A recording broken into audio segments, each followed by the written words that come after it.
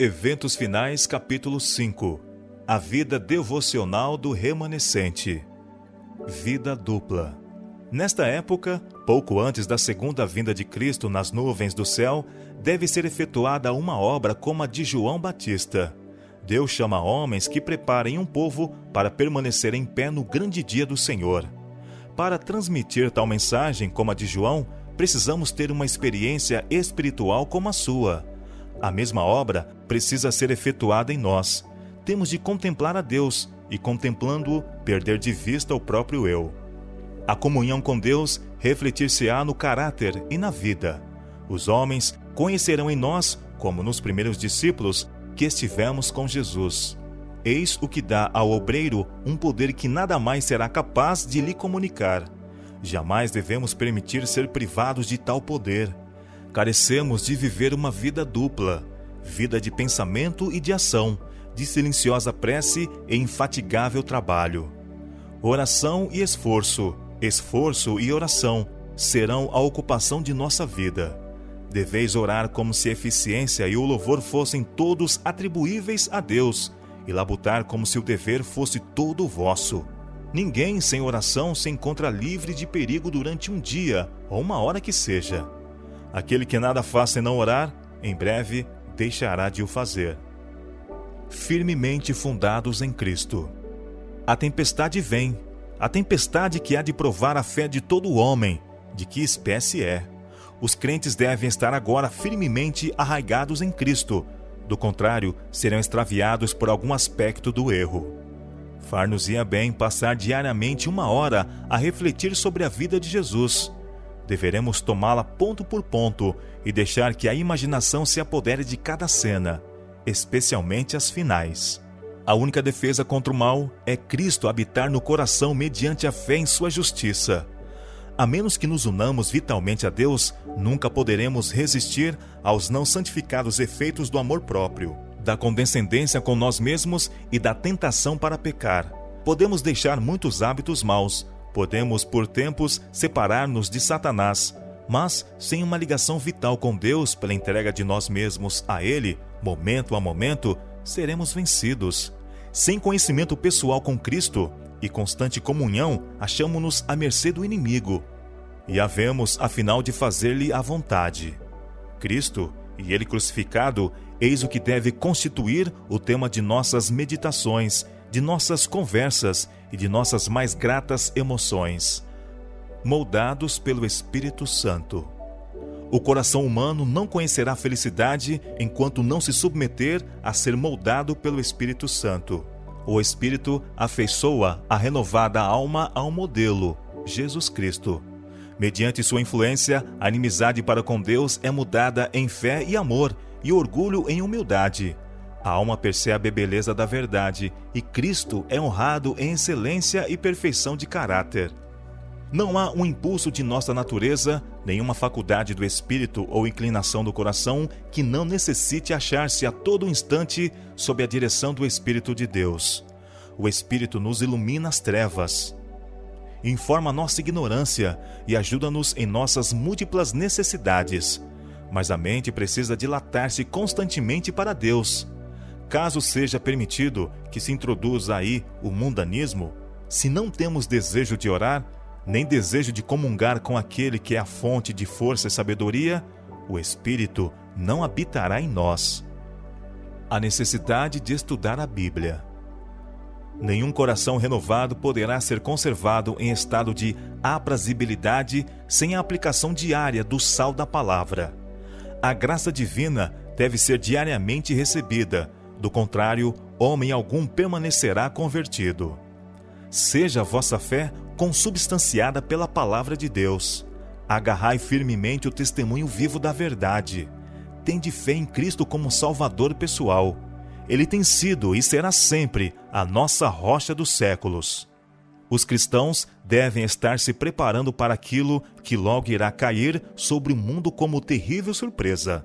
E esta preparação deve ser feita mediante diligente estudo da palavra de Deus e pelo levar a vida em conformidade com seus preceitos. Pessoa alguma, a não ser os que fortalecem o espírito com as verdades da Escritura, poderá resistir no último grande conflito. Apenas os que forem diligentes estudantes das Escrituras e receberem o amor da verdade estarão ao abrigo dos poderosos enganos que dominam o mundo. Nosso povo precisa compreender a palavra de Deus. Carecem de um conhecimento sistemático dos princípios da verdade revelada, que os habilitará para o que há de vir sobre a terra e os impedirá de serem levados em roda por todo o vento de doutrina. Entesourar as Escrituras na memória. Várias vezes, cada dia, preciosos e áureos momentos devem ser dedicados à oração e ao estudo das Escrituras, nem que seja para guardar na memória um só texto, a fim de que haja vida espiritual na alma. A preciosa palavra de Deus é a norma para a juventude que quer ser fiel ao Rei do Céu. Estudem eles as Escrituras, entesourem na memória texto sobre texto e adquiram o conhecimento daquilo que o Senhor disse. Edificai um muro de passagens bíblicas ao vosso redor, e vereis que o mundo não poderá demoli-lo. Entesourai as Escrituras na memória e retrucai então a Satanás quando ele vier com as suas tentações. Está escrito. Foi dessa maneira que o nosso Senhor enfrentou as tentações de Satanás e resistiu a elas. Pendurai as preciosas palavras de Cristo na galeria da memória. Elas devem ser muito mais apreciadas do que o ouro ou prata. Ao trabalhar, tende convosco uma Bíblia de bolso e aproveitai toda oportunidade para entesourar na memória suas preciosas promessas. Chegará o tempo em que muitos serão privados da palavra escrita. Se, porém, essa palavra é gravada na memória, ninguém poderá tirá-la de nós. Estudai a palavra de Deus, entesourai na memória suas preciosas promessas, para que, quando formos privados de nossas Bíblias, ainda estejamos de posse da palavra de Deus. Apocalipse 14. Uma âncora para o povo de Deus. Nesses últimos dias, é nosso dever determinar o pleno significado das mensagens do primeiro, do segundo e do terceiro anjo. Todas as nossas transações devem estar de acordo com a palavra de Deus. As mensagens do primeiro, do segundo e do terceiro anjo estão todas unidas e são reveladas no 14º capítulo do Apocalipse, desde o verso 6 até o fim. Muitos que abraçaram a terceira mensagem não têm tido experiência nas duas mensagens anteriores. Satanás compreendeu isto, e seu olho mau estava sobre eles para os transtornar. Porém, o terceiro anjo lhes estava apontando o lugar santíssimo, e aqueles que tinham tido experiência nas mensagens passadas estavam a apontar-lhes o caminho para o santuário celestial. Muitos viram a perfeita cadeia de verdades nas mensagens do anjo, e alegremente as receberam em sua ordem, e pela fé seguiram a Jesus no santuário celestial. Estas mensagens foram-me representadas como uma âncora para o povo de Deus. Aqueles que as compreendem e recebem serão preservados de ser varridos pelos muitos enganos de Satanás. Ensinar a mente a crer na palavra de Deus. Os que se sentem na liberdade de questionar a palavra de Deus, de duvidar de tudo aquilo em que houver algum pretexto para ser descrente, verificarão que será necessário enorme esforço para ter fé quando vierem tribulações. Quase será impossível vencer a influência que prende a mente habituada a descrer, pois por meio dessa atitude, a alma é retida no laço de Satanás e se torna incapaz de romper a temível rede que cada vez mais é firmemente tecida em volta da alma. Ao adotar uma atitude de dúvida, o homem recorre às instrumentalidades de Satanás. Mas a única esperança daquele que se acostumou com a descrença é cair todo desvalido sobre o Salvador e, como uma criança, submeter a vontade e seus desejos a Cristo, para que seja libertado das trevas e conduzido à sua maravilhosa luz. O homem não tem poder para libertar-se a si mesmo da armadilha de Satanás. Aquele que se acostuma a questionar, duvidar e criticar, se fortalece na incredulidade. Preparação para as provações futuras. Os servos de Cristo não devem preparar determinado discurso para apresentá-lo quando forem levados a juízo por causa de sua fé. Devem preparar-se dia a dia, entesourando no coração as preciosas verdades da palavra de Deus, alimentando-se dos ensinos de Cristo e fortalecendo sua fé pela oração. Então, quando levados a juízo, o Espírito Santo lhes trará à lembrança as verdades que hão de alcançar o coração dos que as ouvirem. Qual relâmpago lhes trará Deus à memória, justo quando for necessário o conhecimento obtido mediante diligente exame da palavra divina. Homens que agora pregam a outros, ao examinarem, quando chegarem o tempo de angústia, a posição em que se encontram, verificarão que há muitas coisas para as quais não podem dar uma razão satisfatória. Até que fossem assim provados, desconheciam sua grande ignorância. E há na igreja muitos que contam por certo que compreendem aquilo em que creem, mas que, até surgir uma discussão, ignoram sua fraqueza. Quando separados dos da mesma fé e forçados a estar sozinhos e expor por si mesmos sua crença, ficarão surpreendidos de ver quão confusas são suas ideias do que têm aceito como verdade. Controlar as faculdades mentais. A capacidade de dar uma razão de nossa fé é uma boa consecução, mas se a verdade não for mais funda que isto, a alma jamais se salvará. O coração deve ser purificado de toda contaminação moral. Poucos compreendem que é dever exercer domínio sobre seus pensamentos e imaginações. É difícil manter a mente indisciplinada, fixa em assuntos proveitosos. Mas se os pensamentos não são devidamente empregados, a religião não pode medrar na alma. A mente deve estar preocupada com as coisas sagradas e eternas. Do contrário, nutrirá pensamentos frívolos e superficiais. Tanto as faculdades morais como as intelectuais precisam ser disciplinadas e se fortalecem e desenvolvem pelo exercício.